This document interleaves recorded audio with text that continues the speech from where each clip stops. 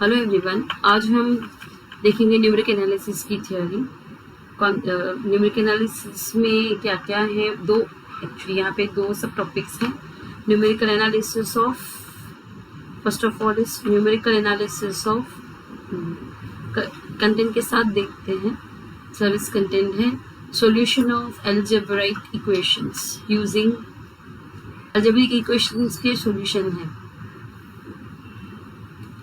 Algebraic equations यानी कि हमारे जो क्वाड्रेटिक क्यूबिक इक्वेशन है, तो जैसे x square minus 2x plus 1 equal to 0, okay, x cube minus 3x plus 1 equal to 0, जो इस तरह के एक्सप्रेशंस हैं।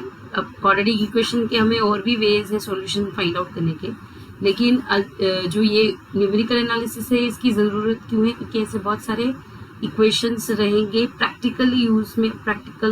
प्रैक्टिकली जब हम क्वाड्रेटिक इक्वेशन को फेस करते हैं, क्यूबिक इक्वेशन को, तो उसके कोएफिशिएंट्स टफ होते हैं कि हम उसको फैक्टराइज कर सके या फिर दूसरा जो मेथड है उसको सॉल्व कर सके, इजीली ऑब्टेन कर सके, सॉल्यूशन ऑब्टेन कर सके। सो न्यूमेरिकल में कैसा है कि हमें सभी की नहीं, सिर्फ एक रूट ही फाइंड करने की, यहाँ पे जो मेथड है वो एक ही रूट की तरफ जाता है, लेकिन हमें उसके पहले इंटरवल फाइंड आउट करनी होती है। तो वो भी मैं बताती हूँ कैसे इंटरवल फाइंड आउट करते हैं। लेकिन इसमें कॉन्सेप्ट क्या है कि हमें क्वाड्रेटिक इक्वेशन, क्यूबिक इक्वेशन, ठीक है, इस तरह की, यानी एक्स की जो एक्सप्रेशन है या एक्स में जो इक्वेशंस हैं उनके सॉल्यूशन फाइंड आउट करना है। सारे सॉल्यूशन नहीं, एक ही सॉल्यूशन, वो भी एग्जैक्ट नहीं, अप्रॉक्सीमेट सॉल्यूशन। ये प्रैक्टिकल यूज़ के लिए बहुत अच्छा है, ठीक है, खास करके मैकेनिकल सिविल इंजीनियरिंग में बहुत ज़्यादा यूज़ होता है ये। तो अलजेब्रिक सॉल्यूशंस, इक्वेशंस का सॉल्यूशन न्यूमेरिकली फाइंड आउट करना है, तो उसमें भी मेथड्स हैं। बाइसेक्शन मेथड, ये इटरेटिव मेथड है। इटरेटिव मेथड क्या है? इटरेटिव मेथड जो बार बार हम रिपीट करेंगे। फर्स्ट टाइम मतलब एक मेथड, एक वे है, ठीक है, एक सिचुएशन के बाद फिर से उसको रिपीट करना पड़ता है। और रिपीट करने की वजह क्या है? ताकि हम जो अप्रॉक्सीमेट रूट है उसको ज़्यादा एक्यूरेट कर सके। एक्यूरेसी मतलब वो एग्जैक्ट रूट के ज़्यादा क्लोज हो, जितना क्लोज हो सके उतना क्लोज फाइंड आउट करने के लिए हमें बार बार ये मेथड जो है रिपीट करने पड़ते हैं, जिसे हम इटरेशन कहते हैं। फर्स्ट टाइम यूज़ किया first iteration, second time use किया second iteration, third time use किया थर्ड इटरेशन। इटरेशन या अप्रॉक्सीमेशन, ठीक है, कुछ भी कह सकते हैं। सबसे पहला है bisection method, second is regular falsies method, and third one is Newton-Raphson method, okay. और वैसे ही 6.2 दूसरा टॉपिक है सॉल्यूशन ऑफ साइमल्टेनियस इक्वेशंस। यहाँ पे हम लोग साइमल्टेनियस इक्वेशन, आप जानते हो, 2 equation in 2 variable, 3 equation in 3 variable, लेकिन यहाँ पे हम 3 इक्वेशन इन 3 वेरिएबल को फेस करने वाले हैं। 3 इक्वेशन इन 3 वेरिएबल में दिया रहेगा आपको, ठीक है, और आपको कहा जाएगा कि find the solution using the method. अब यहाँ पे a1x plus b1y plus c1z equal to d1, ठीक है, इस तरह से हमें 3 इक्वेशन दिए गए हैं और इनका सॉल्यूशन फाइंड आउट करना है। सॉल्यूशन मतलब सारे सॉल्यूशन नहीं फाइंड आउट करना है, x y और z की, x और x y z के अप्रॉक्सीमेट सॉल्यूशन फाइंड आउट करना है। एक्चुअली अप्रॉक्सीमेट सॉल्यूशन क्यों? क्योंकि जैसे मैंने कहा प्रैक्टिकली जब हम इस तरह की इक्वेशंस को फेस करते हैं तो उनके कोएफिशिएंट थोड़े टफ होते हैं या डेसिमल में दिए रहते हैं, तो जिनको हम अगर हम दूसरे नॉन मेथड यूज़ करते हैं वो तो ज़्यादा ये टफ हो जाता है या कैलकुलेशन बढ़ जाते हैं। सो इस वजह से हम इजीली उसको सॉल्व कर सकते हैं, ठीक है। सो इसमें 2 मेथड है, एक डायरेक्ट मेथड है, गॉस एलिमिनेशन मेथड। मतलब इसमें हम वेरिएबल एलिमिनेट करके, सपोज x एलिमिनेट करना है, उसमें से y और z में एक इक्वेशन मिलेगी, फिर कोई भी 2 पेयर्स, आइदर 2 और 3 और 1 और 3 का पेयर लेके हम दूसरी इक्वेशन y एंड z में ऑब्टेन करेंगे। फिर 2 इक्वेशन इन 2 वेरिएबल मिल जाएगा, फिर इसको साइमल्टेनियसली सॉल्व करेंगे। किसी भी एक वेरिएबल की वैल्यू मिलेगी, इससे y की वैल्यू मिली तो y की वैल्यू, इन दोनों में से किसी में भी सब्स्टिट्यूट करेंगे तो z की वैल्यू मिलेगी, y और z की वैल्यू जो है इन तीनों में से किसी में भी सब्स्टिट्यूट करेंगे तो x की वैल्यू मिल जाएगी बैक सब्स्टिट्यूशन से। सो ये वे है गॉस एलिमिनेशन का, साइमल्टेनियस इक्वेशन सॉल्व करने का। इसके बाद है जैकोबीज मेथड। जैकोबीज मेथड में ये इटरेटिव मेथड है, फर्स्ट इटरेटिव मेथड है। उसके बाद गॉस सीडल मेथड, ये दोनों ही इटरेटिव मेथड हैं। इनका जो इनिशियली जो हम इक्वेशन फाइंड आउट करते हैं वहां तक के मेथड सेम है, बाकी मेथड थोड़ा सा डिफर करता है, और इनमें से कौन सा एडवांस मेथड है वो भी आपको समझ में आएगा जैसे ही हम सॉल्व करने जाएंगे। ठीक है, अभी इसको हम देखते हैं। यहाँ पे जो ये डायग्राम दिया गया है रिगार्डिंग इंटरमीडिएट वैल्यू थ्योरम के लिए दिया गया है, सॉल्यूशन ऑफ अलजेब्रिक इक्वेशन। तो इटरेटिव मेथड में बाइसेक्शन मेथड सबसे पहले, फिर फॉल्स पोजीशन मेथड या रेगुलर फॉल्सी मेथड कह सकते हैं, न्यूटन रैप्सन मेथड। ये 3 मेथड है हम अलजेब्रिक इक्वेशन के लिए देखेंगे। सबसे पहले उसमें इंटरमीडिएट वैल्यू थ्योरम। फाइंड, अगर हमारे पास कोई भी इक्वेशन है जिसकी हमें सॉल्यूशन फाइंड आउट करना है, like X cube minus 2x plus 1 equal to 0, इसका हमें सॉल्यूशन फाइंड आउट करना है। ऑल सॉल्यूशन नहीं, एक सॉल्यूशन, वो भी अप्रोक्सीमेट वे में। तो उसके लिए ये 3 मेथड है। इन 3 मेथड को यूज करने के पहले हमें इंटरवल फाइंड करना पड़ता है जिसमें इस इक्वेशन का सॉल्यूशन एग्जिस्ट होता है। मतलब आप कर्व को सपोज करो, कर्व कैसा रहेगा, अभी क्यूबिक है तो फॉर एग्जांपल लाइक दिस, तो यहाँ पे ऐसे क्यूबिक है, मतलब 3 ऐसे वैल्यूज रहेंगे जो इक्वेशन को सेटिस्फाई करेंगे। ठीक है, अभी उसमें से हमें कोई भी एक फाइंड करनी है। तो सपोज करो हम ये इंटरवल में चले जाएंगे। इस इंटरवल में जो है इक्वेशन जो है सॉल्यूशन या फिर जो रूट है उसके तरफ हम approximate value find out, approximation way से हम उसकी तरफ जाएंगे, आइदर दिस और दिस इंटरवल और दिस इंटरवल। इनमें से किसी भी इंटरवल में आप जा सकते हो, लेकिन हमें सबसे पहले इंटरवल तो मिलनी चाहिए कि कौन सी इंटरवल है। ठीक है, इंटरवल मतलब कि 2 रियल नंबर्स के बीच में सॉल्यूशन एग्जिस्ट कर, लाइक 1 2 3। तो सपोज करो 1 और 2 के बीच में है सॉल्यूशन, तो कैसा रहेगा ग्राफ, इस तरह से 1 और 2 के बीच में, मतलब कर्व जो है 1 और 2 के बीच में एक्स एक्सिस को इंटरसेक्ट कर रहा है, इसका मतलब 1 और 2 के बीच में हमें रूट मिलेगा ही इस कर्व का। ओके, सो ये कॉन्सेप्ट है एक्चुअली। इसी तरह जो यहाँ पे दिया गया है ग्राफ देख सकते हैं आप, ये भी क्या है, ए और बी के बीच में एक्स एक्सिस को इंटरसेक्ट कर रहा है एक पॉइंट को। तो ये ज्योमेट्रिकल वे में हम समझ रहे हैं कि जब कोई कर्व का सॉल्यूशन क्या रहता है, रूट क्या रहता है, कर्व एक्स एक्सिस को जहाँ इंटरसेक्ट कर रहा है उसका एक्स कोऑर्डिनेट, यहाँ पे एक्स कोऑर्डिनेट है c, y कोऑर्डिनेट है 0, उसका एक्स कोऑर्डिनेट जो है वो कहते हैं सॉल्यूशन ऑफ द फंक्शन और root of the function, root of the equation, root of the function. Okay, so F of X का जो रूट यानी उसको 0 करने वाला जो एक्स की वैल्यू है वो एक c है यहाँ पे। तो ये c के लिए हमें पहले a b फाइंड आउट करना पड़ेगा, उसके बाद हम c के क्लोज जाने के लिए ये मेथड यूज करेंगे। ठीक है, सो इंटरमीडिएट वैल्यू थ्योरम के थ्रू हम फाइंड आउट कर सकते हैं। आप लोग देख सकते हो इस ग्राफ में क्या दिख रहा है हमें, अगर कर्व a और b के बीच में x को इंटरसेक्ट कर रहा है तो डेफिनेटली a और b की जो सिचुएशन है वो कैसी रहेगी, मतलब वहाँ पे फंक्शन की वैल्यू एक पे पॉजिटिव और एक पे निगेटिव देगी। यही इंटरमीडिएट वैल्यू थ्योरम कह रहा है कि हमें सबसे पहले क्या करना है, हमारा जो फंक्शन है एफ ऑफ एक्स, एक कंटिन्यूअस फंक्शन है, suppose X equal to A X equal to B के बीच में, तो हम लोगों को ऐसे 2 a और b फाइंड आउट करना है जिसके लिए f of A F of b opposite sign बताएं, यानी एक पॉजिटिव एक निगेटिव होना चाहिए। Means either a positive, f of a positive, f of b negative, और f of a negative, f of b positive, दोनों में से कोई भी सिचुएशन रही तो डेफिनेटली यहाँ पे एक सी रहेगा इन दोनों के बीच में जो फंक्शन की वैल्यू 0 देगा, मतलब एक रूट रहेगा इन दोनों के बीच में। ठीक है, in other words what, there exist one root of F of X equal to 0 between A and B in the interval A B. आपका जो भी गिवन फंक्शन है F of X equal to 0, ये स्टैंडर्ड फॉर्मेट है, इस type में होना चाहिए। अगर इस टाइप में नहीं है तो इस टाइप तक क्रिएट करना है। लाइक अगर x into E raise to X minus equal to 3 दिया गया है तो इक्वल टू 0 नहीं है, सो जस्ट इसको शिफ्ट करो, आपको इक्वल टू 0 इस तरफ मिलेगा।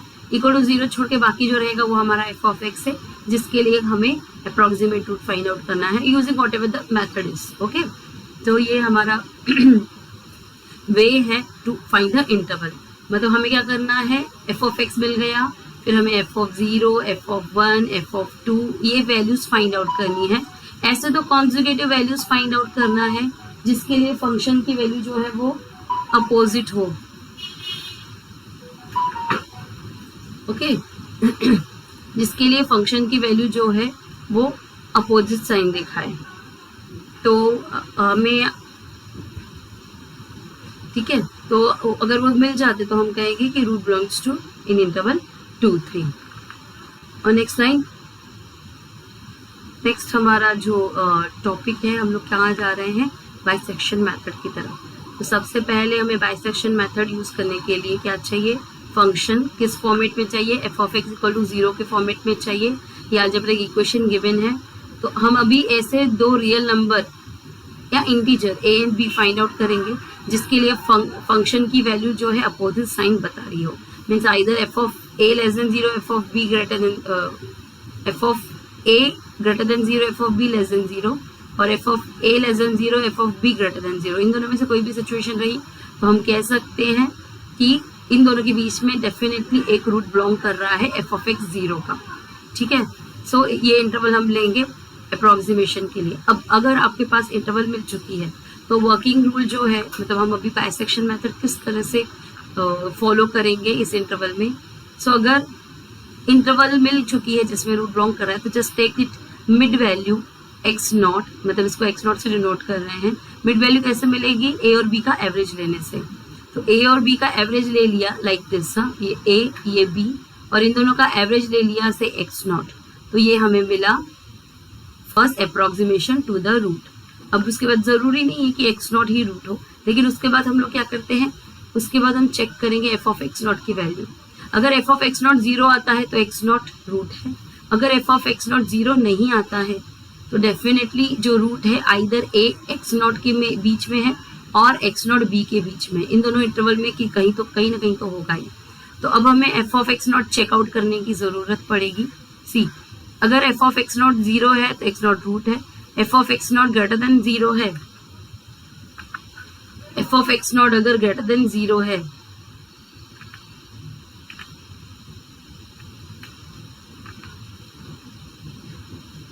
F of X not greater than 0 है तो हमारे पास अभी F of be less than 0 है। सपोज करो हमारे पास क्या है, F of be less than 0 है, F of A greater than 0 है, और एफ ऑफ एक्स नॉट हमें ग्रेटर देन 0 मिल रहा है। तो हमारा new interval x not be लेंगे, फिर इसमें बाइसेक्शन यानी मिड वैल्यू फाइंड आउट करेंगे, ठीक है। आइदर दिस और ये मतलब न्यू इंटरवल मिलेगा, आइदर ये पॉसिबल है, या फिर अगर F of A greater than 0, F of be less than 0 है और एफ ऑफ एक्स नॉट भी लेस देन 0 मिल रहा है, ठीक है, लाइक दिस, ये सिचुएशन होगी या फिर ये सिचुएशन होगी। Means F of A greater than 0 है, F of be less than 0 है, और एफ ऑफ एक्स नॉट हम फाइंड आउट कर रहे हैं जो अगेन लेस देन 0 मिल रहा है।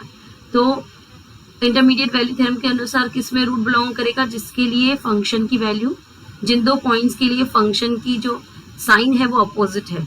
तो किस पॉइंट के लिए है, F of A and F of X not के लिए अपोजिट है, सो ए एक्स नॉट नया इंटरवल होगा।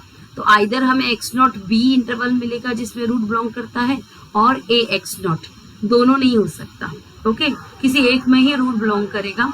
सो हम लोग फिर उसको लेके अगर ए एक्स नॉट है इंटरवल जिसमें रूट बिलोंग कर रहा है तो x1 new approximation find out करेंगे बाय बाइसेक्शन मेथड, मतलब इन दोनों का एवरेज ले लेंगे से x1, ठीक है। फिर x1 के लिए फिर से हम जो ये एफ ऑफ एक्स नॉट के लिए हमने चेकआउट किया, यानी यहाँ से स्टेप्स जो है फिर से हम ये रिपीट करेंगे, इसीलिए इसको इटरेटिव मेथड कहते हैं, बिकॉज हम बार बार इसका यूज करने वाले हैं to find the accurate approximate solution, okay. जितना एक्यूरेट मिलता है उतना अच्छा है। यहाँ पे आपको 1, 2 या 3 अप्रोक्सीमेशन, उससे ज़्यादा नहीं कहेंगे फाइंड आउट करने के लिए एग्जाम में। प्रोसेस ये स्टॉप कब होता है, जब तक आपको F of X not, x1, x2 find out करते करते जिस x के लिए आपको 0 मिला वहाँ उससे आगे जाने की ज़रूरत ही नहीं है। X not, x1, x2, x3 find out करते हुए जिस x के लिए 0 मिला उसके आगे जाने की ज़रूरत नहीं, लेकिन वो बहुत ज़्यादा भी हो सकता है, 10 इटरेशन, 12 इटरेशन, 20 इटरेशन। तो इतने सारे इटरेशन आपसे फाइंड आउट करने के लिए कोई नहीं कहेगा, 3 इटरेशन ओनली, ओके। इस लेवल पे, डिप्लोमा लेवल पे 3 iteration, 4 iteration is more than enough, okay. So अब ये रहा बाइसेक्शन मेथड। अब हम जाते हैं नेक्स्ट टॉपिक की तरफ, सॉल्यूशन ऑफ अलजेब्रिक इक्वेशंस का नेक्स्ट टॉपिक जो है that is first position method. First position method और बाइसेक्शन मेथड में डिफरेंस क्या है, इंटरवल फाइंड करना है, ठीक है, रूट जिसमें बिलोंग कर रहा है इंटरवल फाइंड आउट करना है, ओके, दैट इज सेम, मतलब वो एकदम एग्जैक्टली सेम रहता है। Interval find intermediate value theorem से फाइंड आउट करेंगे हम, ठीक है। इंटरवल, और उसके बाद हमें जैसे बाइसेक्शन मेथड में अप्रोक्सीमेशन का फॉर्मूला था, वैसे ही यहाँ पे भी अप्रोक्सीमेशन का फॉर्मूला है, लेकिन डिफरेंट है। ठीक है, वो कैसा है, ये देखो, ये इस वे से जाएगा, यानी यहाँ पे जा रहा है, ये पॉइंट मिलेगा हमें। और ये जो हमने फाइंड आउट, ये जो हमने लाइन ड्रॉ की है, ठीक है, तो ये वैल्यू फाइंड आउट करने का मेथड क्या है, यानी कि इसका स्लोप फाइंड करना पड़ेगा इस लाइन का। इस लाइन का स्लोप फाइंड आउट करने का फॉर्मूला है, मतलब आपको स्लोप के लिए नहीं जाना है, आपको जस्ट ए और बी इंटरवल मिल गया, F of A find out किया होगा आपने, F of B find out किया होगा, एक के लिए ग्रेटर देन 0, दूसरे के लिए लेस देन 0 मिला, इसलिए हम कह रहे हैं कि इंटरवल ए बी में रूट बिलोंग कर रहा है। यहाँ तक दोनों के लिए सेम है। इसके बाद जब हम अप्रोक्सीमेशन फाइंड करेंगे तो उसका फॉर्मूला, अगर आप बाइसेक्शन में बाइसेक्शन के थ्रू करते हैं तो ये रहता फॉर्मूला, लेकिन हम फॉल्स पोजीशन के लिए कर रहे हैं तो फॉर्मूला क्या रहेगा, a F of b minus b f of a upon f of b minus f of a, ये फॉर्मूला रहेगा। ये डिफरेंस है दोनों में। ओके, ये बाइसेक्शन मेथड से है अप्रोक्सीमेशन, और ये फॉल्स पोजीशन मेथड से है अप्रोक्सीमेशन। इतना ही डिफरेंस है इसमें। उसके बाद क्या है, इंटरवल चेंज होता है, ए और बी के वैल्यूज चेंज होते हैं, F of A F of B ये चेंज हो सकते हैं, बाकी फॉर्मूला हम वैसा ही रखेंगे, सिर्फ इंटरवल में ए बी जो है वो डिफरेंट मिलता है। ओके, सो मेथड देख लेते हैं। वर्किंग रूल इसमें क्या है, सबसे पहला step same way, 2 trial values लेने हैं आपको, ठीक है, x equal to A and x equal to B for which function has value, function has opposite sign. Okay, f of b के लिए फंक्शन की वैल्यू निगेटिव दिखेगी और f of a के लिए पॉजिटिव होगी, सो दैट्स वाई हम लोग कह रहे हैं कि दोनों के बीच में है।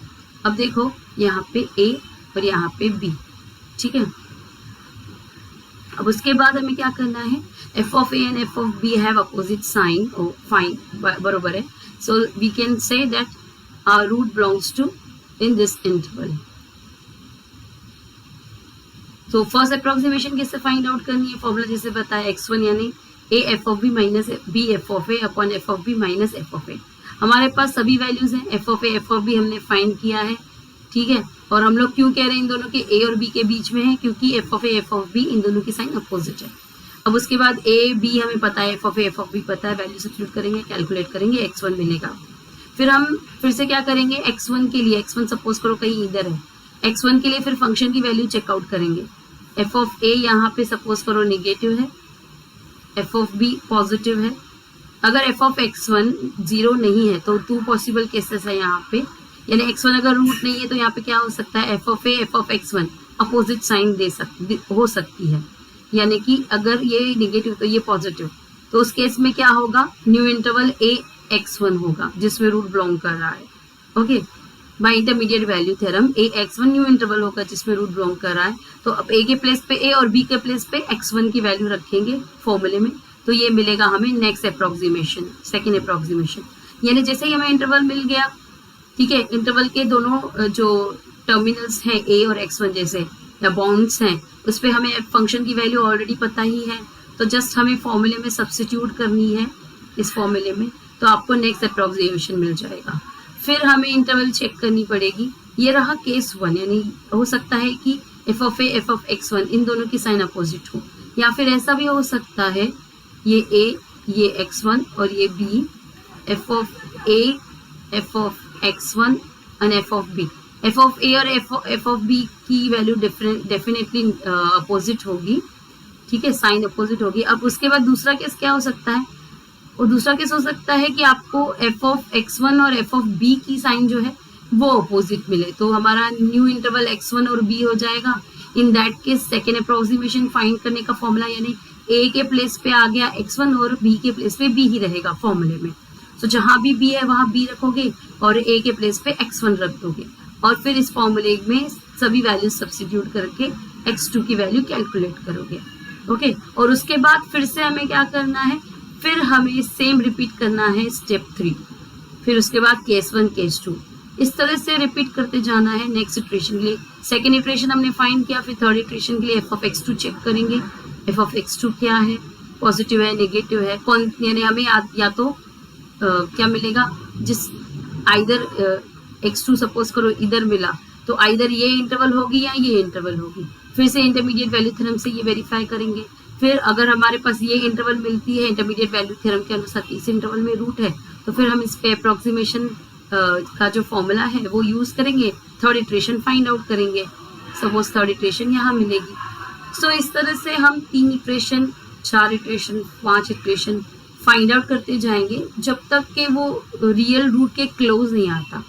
तो ये एक्चुअली लास्ट तक है, हमें जो एग्जैक्ट रूट है उसके तरफ जाने के लिए एक्यूरेसी, सबसे ज़्यादा एक्यूरेट आंसर चाहिए, तो मतलब वही आंसर नहीं मिल सकता है क्योंकि हमें यहाँ पे बहुत सारे इटरेशन फाइंड आउट करने पड़ सकते हैं।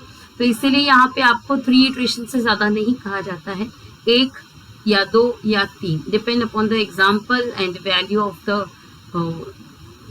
The question in the exam. उस हिसाब से आपको इटरेशन फाइंड करने के लिए कहा जाएगा। ठीक है, फर्स्ट पोजीशन मेथड और बाइसेक्शन मेथड में सिर्फ अप्रोक्सीमेशन का जो फॉर्मूला है उसमें ही डिफरेंस है, बाकी मेथड एक्जैक्टली सेम है दोनों का। और नेक्स्ट लाइन हम लोग चलते हैं अलजेब्रिक इक्वेशन का नेक्स्ट मेथड न्यूटन-रैप्सन मेथड। ये इन दोनों से एडवांस मेथड है। अब बाइसेक्शन के बाद जो हमने फॉल्स पोजीशन मेथड देखा, ठीक है, पहले हमने बाइसेक्शन देखा, फिर हमने फॉल्स पोजीशन में देखा, अब हम न्यूटन-रैप्सन मेथड देख रहे हैं। तो 3 मेथड देखने की जरूरत क्या है, कोई भी एक मेथड क्यों नहीं है? तो बाइसेक्शन जो है ये सबसे बेसिक मेथड है, उसको एडवांस इम्प्रूव कर दी, उसमें कुछ हमें ये फॉल्स दिखेगी, कुछ प्रॉब्लम्स हैं उसके साथ, इसीलिए हमें इतना वर्कआउट नहीं करता हर सिचुएशन में, इसलिए हमें फॉल्स पोजीशन मेथड की ज़रूरत पड़ी। इसमें बहुत ज़्यादा इटरेशन के बाद हमें एक्यूरेसी अच्छी मिलेगी, इसमें कंपैरेटिवली कम इटरेशन के बाद हमें अच्छी एक्यूरेसी मिलेगी, और कंपैरेटिवली सबसे कम इटरेशन जो है NRM यानी कि न्यूटन-रैप्सन मेथड में लगते हैं for the same accuracy of the solution. तो इसीलिए हम लोग क्या कर रहे हैं, यहाँ पे 3 मेथड देख रहे हैं, ठीक है। तो इसका वर्किंग रूल कैसा है? सबसे पहला हमें फंक्शन यानी अलजेब्रिक इक्वेशन पता होना चाहिए। We perform the steps in the following order to solve the problems on Newton-Raphson method. So what is the step? First is choose a trial value as x equal to a and x equal to b. Find f of a and f of b using f of x from f of x equal to 0. आपके पास f of x equal to 0 ये एक equation दी गई है, ठीक है। आपके पास f of x equal to 0 एक equation दी गई है। सो f of x आपका जो फंक्शन है इसके लिए आपको रूट फाइंड आउट करना है, अप्रोक्सीमेट रूट। तो स्टेप 1 चूज करना है आपको ऐसे 2 वैल्यूज a और b, जैसे हमने इंटरवल के लिए इंटरवल चूज करनी इंटरमीडिएट वैल्यू थ्योरम के अनुसार, जिसमें f of a f of b की वैल्यू जो साइन है वो अपोजिट होगी, ठीक है। Have opposite sign, the root of f of x is 0 lies in the interval ab. Estimate the initial or starting approximation to the root as x0 from the function. अब इसमें सबसे पहले जो है इनिशियल अप्रोक्सीमेशन फाइंड आउट करने की जरूरत पड़ती है। इंटरवल मिल गया जिसमें रूट है, तो जिस इनिशियल अप्रोक्सीमेशन बाइसेक्शन मेथड से a + b/2 इस तरह से फाइंड करते हैं, ठीक है। उसके बाद the first approximation to the root is given by, first approximation है x1 = x0 minus f of x0 upon f dash of x0, ठीक है। x1 मिल गया। Second step find f of x1. If f of x1 is 0 then x1 is required root. If f of x1 is not equal to 0 then second approximate root is given by x2 = x1 minus f of x1 upon f dash of x1. Okay, actually यहाँ पे अगर हम in general कहें n+1 हम जो formula use करते हैं n+1 approximation to the root is given by this method, by Newton-Raphson method. The n+1 approximation to the root is given by xn+1 equal to xn minus f of xn upon f dash of xn. Okay, f of xn मतलब f of x में x की value जो है xn से replace किया है x को। सो f of x जो भी गिवन है उसमें आप x को रिप्लेस करोगे xn से, तो xn मिलेगा। फिर f of x का derivative f dash of xn मतलब d dx of f of x and value of this derivative eight x = xn। मतलब जो भी आपको फंक्शन दिया है उसका डेरिवेटिव फाइंड आउट करो जो हमें मिलेगा एफ डैश ऑफ एक्स के रूप में, और इसकी वैल्यू आप एक्स एन पे फाइंड आउट करो तो आपको मिलेगा this will be equal to f dash of x n. तो आपको क्या करना है F of x n and f dash of x n की वैल्यू यहाँ सब्स्टिट्यूट करनी है, एक्सप्रेशन जो भी होगी, ठीक है, वो सब्स्टिट्यूट करनी है। और उसके बाद आपको एक्स नॉट जो मिला है यहाँ पे इंटरवल मिल जाएगा, एक्स नॉट से स्टार्ट करेंगे। जो एक्स नॉट से कैसे स्टार्ट करेंगे, मतलब एक्स वन फर्स्ट अप्रोक्सीमेशन कैसे मिलेगा, उसके लिए हम लोग क्या करेंगे, यहाँ n इक्वल टू 0 अगर सब्स्टिट्यूट करें इस इक्वेशन में तो आपको ये एक्सप्रेशन मिलेगी। ओके, तो x not minus f of X not upon f dash of X not, तो ये सभी कैलकुलेट करके आपको x1 मिलेगा। फिर आपको f ऑफ x1 चेक करने की ज़रूरत, एक्चुअली यहाँ पे डायरेक्टली आप x2 x3 फाइंड आउट करने के लिए जा सकते हो। जैसे उसके बाद आप क्या करो, n इक्वल टू 1 सब्स्टिट्यूट करो, जिसका सेकेंड हो ठीक है, n प्लस 1 अप्रोक्सीमेशन हमारा क्या है, ये f of x n upon f dash of x n. अगर आप n इक्वल टू 0 सब्स्टिट्यूट करोगे तो फर्स्ट अप्रोक्सीमेशन के लिए आपको इस तरह से एक्सप्रेशन मिलेगी, यानी आपको F of X not F dash of X not की वैल्यूज यहाँ सब्स्टिट्यूट करनी है, एक्स नॉट में से ये फ्रैक्शन माइनस करोगे x1 मिल जाएगा। फिर उसके बाद n इक्वल टू 1 सब्स्टिट्यूट करो अगर आप इस इक्वेशन में, तो आपको क्या मिलेगा 1 प्लस 1 यानी x1 minus f of x1 upon f dash of x1, that means x2 equal to x1 minus f of x1 upon f dash of x1। Okay, so उसके बाद फिर n इक्वल टू 3 सब्स्टिट्यूट करो same equation में, इस equation में, तो आपको क्या n इक्वल टू 2 सब्स्टिट्यूट करो तो आपको क्या मिलेगा 2 plus 1 equal to x2 minus f of x2 upon f dash of x2। Okay, so ये वैल्यू सब सब्स्टिट्यूट करके आपको x3 की वैल्यू मिलेगी which is x2 minus f of x2 upon f dash of x2। Derivative की knowledge होनी चाहिए for Newton Raphson method. अगर डेरिवेटिव आपका करेक्ट नहीं होगा तो आपको वैल्यूज भी करेक्ट नहीं मिलेंगे।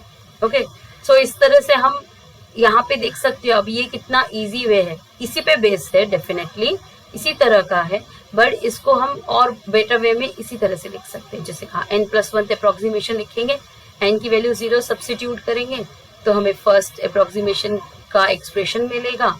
इसमें x नॉट जो आप इंटरवल फाइंड करने के बाद बाइसेक्शन मेथड से फाइंड आउट करोगे a plus b upon 2।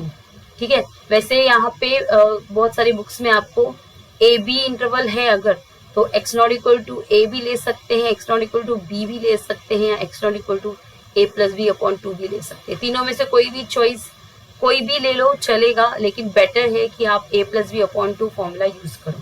Because कभी कभी क्या होता है, हम लोग a ले लेते हैं और a बहुत दूर है रूट से, तो बहुत ज्यादा इटरेशन लगते हैं। सेम अगर b ले लिया और वो a के ज्यादा करीब है, ठीक है, रूट a के करीब है और हमने x नॉट b ले लिया, तो हमें बहुत ज्यादा इटरेशन लगेंगे फॉर द एक्यूरेसी। सो इसीलिए बेटर है कि मिडवे में आओ, x not equal to a plus b upon 2 यानी मिड वैल्यू ऑफ बोथ ले लिया, तो आपको कंपेरेटिवली कम इटरेशन लगेंगे दोनों के कंपैरिजन में। सो इट्स बेटर कि x नॉट आप a plus b upon 2 format में ही लो। ठीक है, इसके बाद आप लोग जब ऐसे थर्ड इटरेशन तक फाइंड करोगे, आपको ये दिखेगा कि this is too easy to find.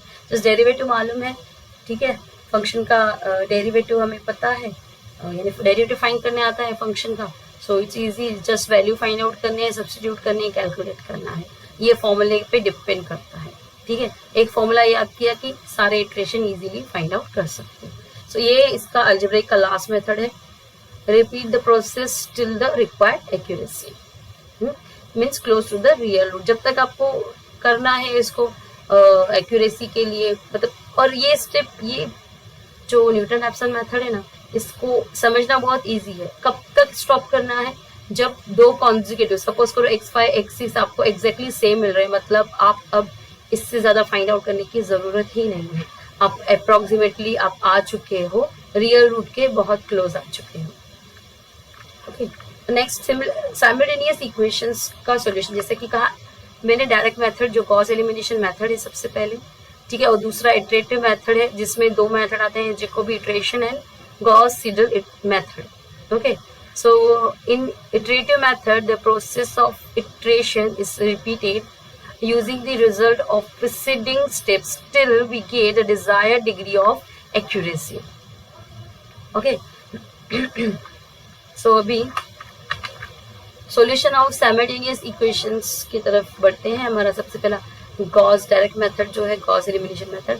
इस मेथड में हम लोग क्या करेंगे, 3 इक्वेशंस जो है इन 3 वेरिएबल दिया रहेगा साइमल्टेनियस इक्वेशंस में, ठीक है। By eliminating the variable one by one and getting the value of last variable, then by back substitution we can obtain value of remaining variables. We have already in this method we get exact solution of given simultaneous equations. यहाँ पे हमें exact solution मिलता है simultaneous equations का, और इसको कैसे sort out करते हैं, a1 x plus b1 y plus c1 z equal to d1, a2 x plus b2 y plus c2 z equal to d2, a3x plus b3y plus c3z equal to d3। तो हम लोग कोई भी दो, suppose in दोनों में x को eliminate करने के लिए प्रोसीड कर रहे हैं, तो हमें y और z में एक इक्वेशन मिल रही है। सपोज करो वो इक्वेशन है e1y plus f1z equal to g1, ठीक है। सपोज करो ये इक्वेशन मिली, फिर हमने आइदर हम 2 और 3 को पेयर कर सकते हैं या 1 और 3 को दूसरा पेयर कर सकते हैं। सपोज करो मैंने 2 और 3 को पेयर किया, इसमें से x एलिमिनेट किया, y और z में एक दूसरी इक्वेशन ऑब्टेन हुई जो है e2y plus f2z equal to g2 in general, हाँ। So e1y plus f1z equal to g1, ये चौथी इक्वेशन, और ये 5वीं इक्वेशन हमें मिली, ठीक है। ये दोनों y और z में है। अब इनमें से हम y एलिमिनेट करते हैं तो हमें क्या मिलेगा, y एलिमिनेट करने के लिए क्या करेंगे, कोएफिशिएंट सेम कर देंगे, प्लस माइनस जो रिक्वायर्ड होगा वो दोनों के बीच में अप्लाई करेंगे साइन। उसके बाद हमें क्या मिलेगा, z की कोई वैल्यू मिलेगी, सपोज k1। अब जो हमारी इक्वेशंस है ये वाली y और z में जो इक्वेशंस है 4 और 5, ठीक है, इनमें किसी एक इक्वेशन में सपोज करो मैं 4 में k1 z की वैल्यू सब्स्टिट्यूट करूंगी, तो इन सबको सॉर्ट आउट करते हुए मुझे y की कोई वैल्यू मिलेगी से k2। अब हमारे पास z1 की वैल्यू है k1, z2 की वैल्यू है k2।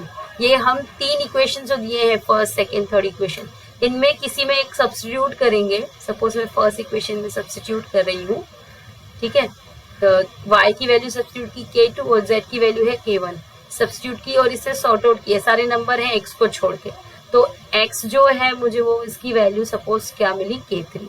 So x equal to k3, y equal to k2 and z equal to k1। ये रहा solution of the simultaneous equation, and ये क्या है, एग्जैक्ट सॉल्यूशन है, ठीक है। और नेक्स्ट लाइन इटरेटिव मेथड की तरफ बढ़ रहे हैं। another group of methods solving the system of linear equations known as iterative method. These methods are based on assumption of initial values of the variable. We repeat the procedure with the value of variables obtained from the preceding steps till we get the result close to the true or exact values. Simple iteration method can be devised for the system in which the coefficients of the leading diagonal is large as compared to others. यहाँ पे हमें जो 3 equation दिए जाएंगे, for example हमारे पास जो 3 equations रहेंगे उसमें से हमें एक्स वाई जेड की इक्वेशन ऑब्टेन करनी है, ठीक है। और यहाँ इटरेटिव मेथड में क्या होता है, जो भी हम 2 मेथड देखने वाले हैं, जैकोबी एंड सिडल, इसमें हम जो हमें इनिशियल वैल्यूज जो रहेंगे वो देखते हैं, इनिशियल वैल्यू क्या रहते हैं, उनका यूज करके हम फर्स्ट इटरेशन फाइंड करेंगे, फिर फर्स्ट इटरेशन का यूज करके सेकेंड इटरेशन फाइंड करेंगे, सेकेंड इटरेशन की वैल्यूज यूज करके थर्ड इटरेशन फाइंड आउट करेंगे। इस तरह से हमें मेथड को फिर से रिपीट, यानी उन्हीं इक्वेशंस को यूज कर रहे हैं बार बार न्यू वैल्यूज सब्स्टिट्यूट करके to find the real roots और exact values of the x y and z, या फिर उसके क्लोज जितना जा सकते हैं उतना जाते हैं। यहाँ पे भी 3 इटरेशन से ज्यादा आपको बोला नहीं जाता है फाइंड आउट करने के लिए, okay. So on next line हम लोग चलते हैं। सॉल्यूशन ऑफ साइमल्टेनियस इक्वेशन के जो इटरेटिव मेथड है, first Jacobi iteration method. This method makes two assumption that the system of the equations has a unique solution and that the coefficients matrix A has no zero on its main diagonal. if any of the diagonal entries a11, a22 or ann are 0, then rows of columns must be interchanged to obtain a coefficient matrix which has non-zero entries on the main diagonal. आपको matrix तो मालूम है, लेकिन मैं आपको बता देती हूँ इसका मतलब क्या है. Suppose a1x b1y plus c1z equal to d1, a2x plus b2y plus c2z equal to d2 and a3x plus b3y plus c3z equal to d3. ये तीन इक्वेशन है, तीन वेरिएबल है x y z में, ठीक है, जहाँ पे a1 a2 b1 b2 a1 a2 a3 b1 b2 b3 c1 c2 c3 and d1 d2 d3 ये सारे क्या है, नंबर्स है. ओके, सो अब यहाँ पे हम लोगों को क्या देखना है, जैसे यहाँ पे कंडीशन बोली गई है. पहला क्या बोला गया है, system has a unique solution. ठीक है, वो तो हम इसे डायरेक्टली नहीं बता सकते, लेकिन यहाँ पे सेकंड क्या है, यहाँ सिर्फ अज्यूम किया जा रहा है कि यूनिक सॉल्यूशन होगा. ओके, a11 a22 ann ये 0 नहीं होने चाहिए. ठीक है, यानी कि जो डायगोनल एंट्री से लाइक a1 यहाँ पे 0 नहीं होना चाहिए, b2 0 नहीं होना चाहिए, c3 0 नहीं होना चाहिए. अगर ये 0 है इनमें से कोई, तो सिर्फ इंटरचेंज कर दो कोई भी दो इक्वेशंस को, ताकि हमें क्या है, ये एंट्रीज एटलीस्ट नॉन जीरो होने चाहिए. ओके, अगर आपने ये सब सेट कर लिया, उसके बाद आपको क्या करना है, आपको तीनों इक्वेशन में x का कोएफिशिएंट कंपेयर करना है, कौन सा सबसे ज्यादा है. ठीक है, सपोज करो a1 सबसे ज्यादा है, तो यहाँ से हमें इक्वेशन ऑब्टेन करनी पड़ेगी x के लिए. ठीक है, तो बाकी सब टर्म इस तरफ लेके जाएंगे जस्ट x को छोड़ के, और a1 से थ्रू आउट डिवाइड कर देंगे बाद में. सबसे पहले हम बाकी के टर्म लेके जाते हैं, और अब a1 से थ्रू आउट डिवाइड करेंगे ताकि हमें x की इक्वेशन मिले. सो ये रही हमारी x की इक्वेशन. इसी तरह से हमें y के कोएफिशिएंट्स कंपेयर करने हैं. सपोज b2 है, तो y की इक्वेशन हमें मिलेगी 1/b2 d2 minus a2x minus c2z. Okay, और फिर हमें z के कोएफिशिएंट कंपेयर करने हैं. सपोज c3 सबसे ज्यादा कोएफिशिएंट है. नो डाउट आप जो कोएफिशिएंट कंपेयर कर रहे हो वो एब्सोल्यूट वैल्यू के लिए देख रहे हो, यानी कि विदाउट साइन, सबको पॉजिटिव कंसिडर करके. c1 c2 c3 अगर कोई नेगेटिव ही दिया है तो आपको सिर्फ क्वांटिटी देखनी है ज्यादा कौन सी है. c3 सपोज करो क्वांटिटेटिवली ज्यादा है, तो z की इक्वेशन ऐसे बनेगी थर्ड इक्वेशन में से 1/c3 d3 minus a3x minus b3y. सो अब हमारे पास ये जो इक्वेशंस हैं तीन x y z, ये हमें यूज होंगे टू फाइंड द इक्वेशन. ठीक है, उसके बाद कंसिडर, अब यहाँ पे वही बताया गया, system of three equations in three variables. See that if the coefficient of the leading diagonal element, that is a1 b2 and c3 are large compared to other coefficients, then the system of the equation is written as under. जैसे कि मैंने बताया आपको कि हमने क्या consider किया है, a1 b2 c3 पहले तो नॉन जीरो है, दूसरा कोएफिशिएंट हाईएस्ट कोएफिशिएंट x का a1 है, y का b2 है और z का c3. जरूरी नहीं है कि आपको इसी सीक्वेंस में हाईएस्ट कोएफिशिएंट मिले. हो सकता है कि फर्स्ट इक्वेशन में z का कोएफिशिएंट सबसे ज्यादा है, सेकंड में x का ज्यादा है और थर्ड में y का ज्यादा हो कोएफिशिएंट. तो आपको उस तरह से कैरी आउट करना है. मतलब सपोज करो अगर आपके पास फर्स्ट इक्वेशन में c1 यानी z का कोएफिशिएंट c1 सबसे हाईएस्ट है, तो यहाँ से z की इक्वेशन बनाएंगे. ठीक है, और सेकंड में a2 x की कोएफिशिएंट सबसे ज्यादा है, कंपैरिजन में a2 सबसे ज्यादा है, तो यहाँ से x की इक्वेशन फाइंड आउट करेंगे सेकंड में से. और थर्ड में जो y का कोएफिशिएंट है कंपैरेटिवली सबसे ज्यादा है b3, तो यहाँ से y की इक्वेशन फाइंड आउट कर देंगे हम, जैसे हमने अभी इसके लिए की थी. अभी मैंने बताया एक्स वाई जेड की इक्वेशन कैसे ऑब्टेन करनी है उसी तरह से. सो हमने अभी कंसिडर क्या किया है in general a1 b2 c3 ये द लार्जेस्ट कोएफिशिएंट्स है of x y z comparatively. Okay, so इनमें से इक्वेशंस किस तरह से फाइंड ऑब्टेन करेंगे. फर्स्ट में से हमने x के लिए इक्वेशन ऑब्टेन की. ठीक है, तो ये सपोज करो हमें क्या मिला, ये इक्वेशन मिली, सही इक्वेशन 4. सेम y के लिए इक्वेशन ऑब्टेन की सेकंड में से, क्योंकि सेकंड में हाईएस्ट कोएफिशिएंट था उसका. फिर थर्ड इक्वेशन फाइंड आउट की, z के लिए इक्वेशन ऑब्टेन की थर्ड इक्वेशन में से, क्योंकि थर्ड में z का कोएफिशिएंट सबसे ज्यादा था. ठीक है, इसके बाद अभी हमें अप्रोक्सीमेशन फाइंड आउट करना है. Applying initial approximation that is x0 = y0 = z0 = 0 we get from the above equation 4, 5 and 6। अब हमें क्या करना है, राइट हैंड साइड जहां पे आपको y, z और x दिख रहा है, ठीक है, उन सब में आपको देख सकते हैं यहाँ x आएगा और यहाँ पे x आएगा, ठीक है। यहाँ पे इक्वेशंस की गड़बड़ हुई है। x equal to 1/a1 d1 minus b1y minus c1z। So हमें ये मिलेगी k1 minus l1y minus m1z से, ठीक है। y की equation 1/b2 d2 minus a2x minus c2z आप देख सकते हो यहाँ पे।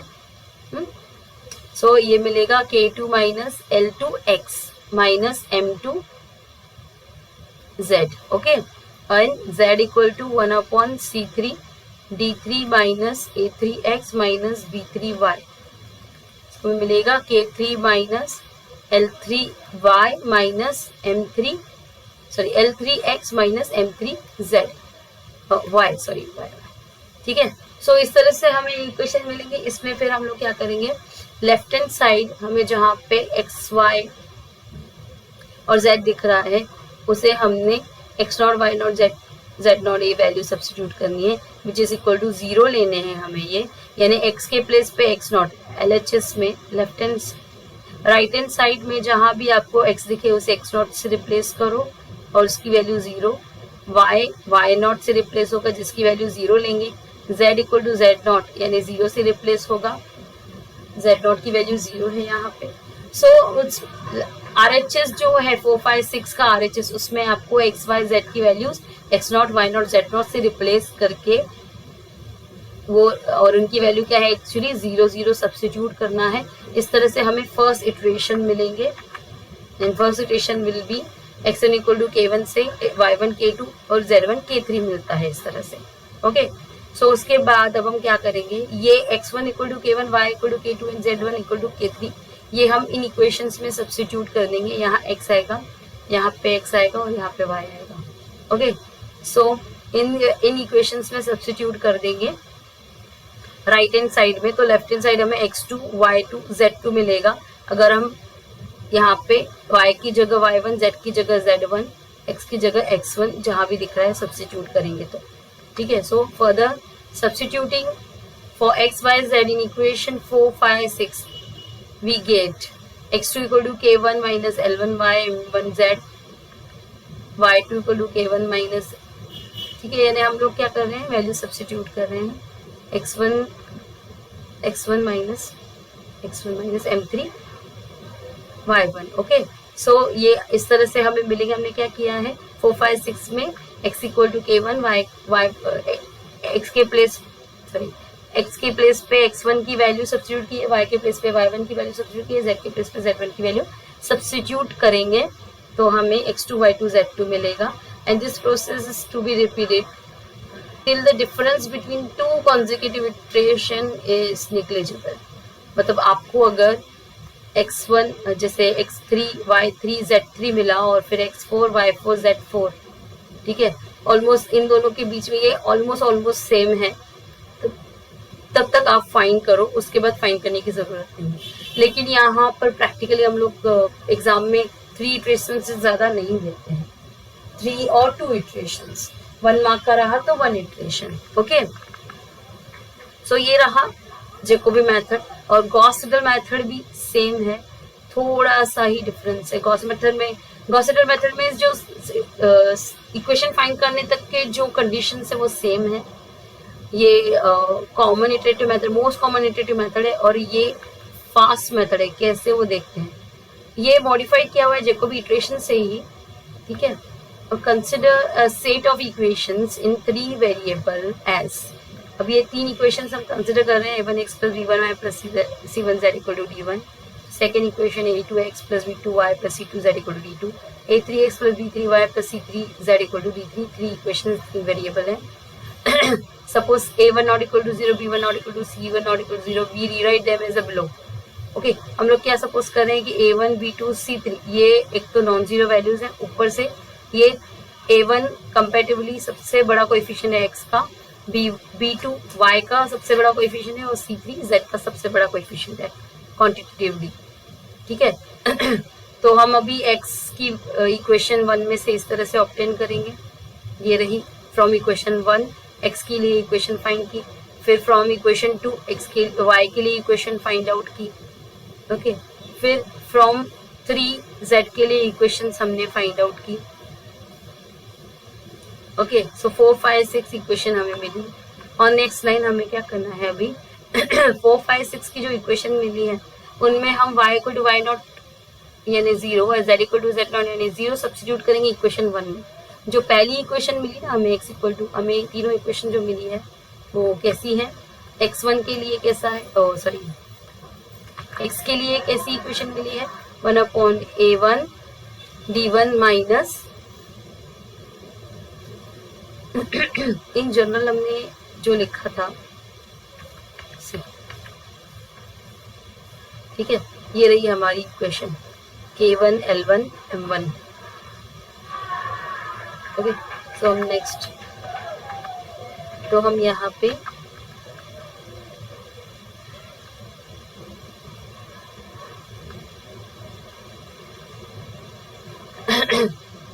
हमारी 3 इक्वेशन लिख लेती हूँ मैं जो हमने फाइंड आउट की है, x equal to k1 minus l1 y minus m1 z, ठीक है, x के लिए। y के लिए क्या है k2 minus l2 y minus m2 z, और z के लिए क्या है k3 minus l3 x minus m3 y, okay.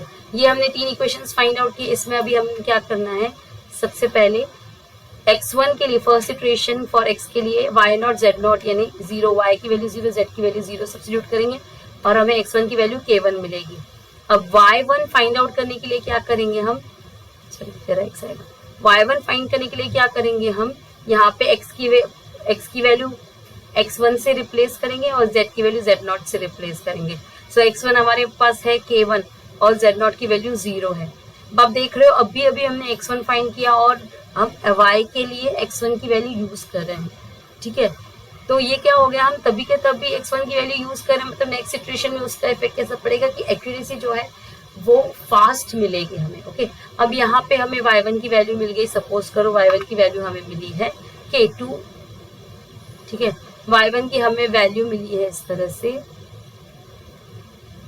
ठीक है, k2 माइनस l2 k1 जो भी है यहाँ पे जो कोई वैल्यू रहेगी, सपोज करो k4 y, ठीक है।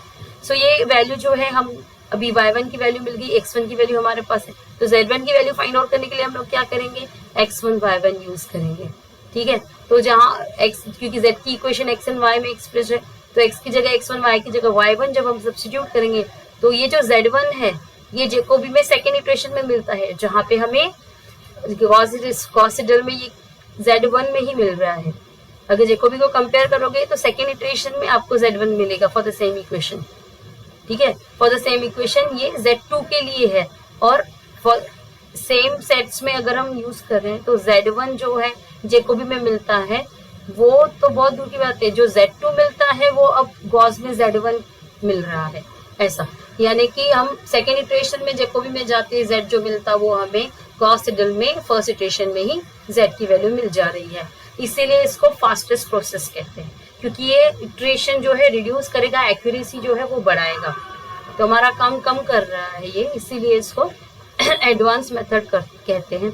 x equal to x1 equal to k1 and y equal to y1 equal to k2 minus l2 k1। ये अगर 6th इक्वेशन यानी इस इक्वेशन में हम सब्स्टिट्यूट करेंगे तो z की वैल्यू हमें समवट इस तरह से मिलेगी, जो भी होगी वो। The process of substituting in continue till we get the desired degree of accuracy, okay. So अब देखो यहाँ पे हमने क्या किया है, मैं दोनों का कंपैरिजन करके बताऊंगी आपको। जैकोबी में हमने क्या क्या किया, ठीक है, और गॉस सिडल में हमने क्या क्या किया। अभी जैकोबी में जब हमें x1 y1 और z1 फाइंड आउट करना है तो हम लोग क्या करेंगे, x नॉट यहाँ पे sorry y not z not use करेंगे, y1 के लिए हम x not z not use करेंगे, z1 के लिए हम y not x not use करेंगे। जबकि सिडल में हम x1 y1 z1 find out करने के लिए क्या करें, x1 के लिए हम y not z not use कर रहे हैं, same as Jacobi, but Seidel में हम y1 फाइंड आउट करने के लिए x की और y की कौन सी वैल्यू, x और z की कौन सी वैल्यू यूज करें, x की x1, z की z0, और z1 के लिए हम लोग x और y की वैल्यू कौन सी यूज कर रहे हैं, y1 x1 यूज कर रहे हैं। वैसे ही सेकेंड इटरेशन के लिए जब हम जैकोबी में आते हैं x2 y2 z2 की वैल्यू फाइंड आउट करने के लिए, x2 के लिए हम लोग यूज करते हैं y1 z1, y2 के लिए यूज करते हैं x1 z1, और z2 के लिए हम यूज करते हैं y1 x1। ओके, बट यहाँ सिडल में हम लोग क्या करेंगे, x2 y2 z2 find out करने के लिए x2 के लिए हम y1 z1 यूज करेंगे, फिर y2 के लिए हम x2 z1 यूज करेंगे, और z2 के लिए हम क्या यूज करेंगे, x2 y2 यूज करेंगे। सब देख सकते हो इन दोनों में डिफरेंस कैसे दिख रहा है। यहाँ पे हम फर्स्ट ऑफ ऑल सारे जो इनिशियल अप्रोक्सीमेशन है वो 0 लेके x1 y1 z1 फाइंड कर रहे हैं, फिर इनका यूज करके सेकेंड इटरेशन फाइंड आउट करें, फिर इनका यूज करके हम थर्ड इटरेशन फाइंड आउट करेंगे। ओके, बट यहाँ पे कैसा है, x1 y1 z1 फाइंड करते हुए x1 जैसे ही मिल गया y1 के लिए x1 यूज कर लिया, z1 के लिए x1 y1 दोनों यूज कर लिया, मतलब हम एक स्टेप जो है उसको क्रॉस कर लिया हमने, यानी दो इटरेशन में, एक इटरेशन में हमने दो इटरेशन का काम कर लिया। अगर हम जैकोबी से कंपेयर करें तो जैकोबी में z2 जो इस स्टेप पे मिलता है, गॉस में वो यहाँ पे ही मिल जा रहा है, आप देख सकते हो। ठीक है, सेम इक्वेशन में कंपेयर करोगे तो समझ में आएगा। तो फिर यहाँ पे जो z4 तक मिलेगा वो हमें यहाँ सेकेंड इटरेशन में ही मिल जा रहा है। तो z6 जो जैकोबी में z6 मिलेगा वो हमें कहाँ मिलेगा, सीधा जाके यहाँ पे थर्ड इटरेशन में ही मिल जाएगा। मतलब जैकोबी में ज्यादा इटरेशन चाहिए गॉस सिडल से सेम एक्यूरेसी के लिए, इसीलिए गॉस सिडल जो है वो बेटर मेथड है और ये ज्यादा यूज होता है। आई होप आप लोगों को ये मेथड समझ में आ गए होंगे। Thank you very much guys, keep practising. इनको अगर डाउट हो तो प्लीज आप लोग मुझे क्वेश्चनिंग कर सकते हो। Thank you.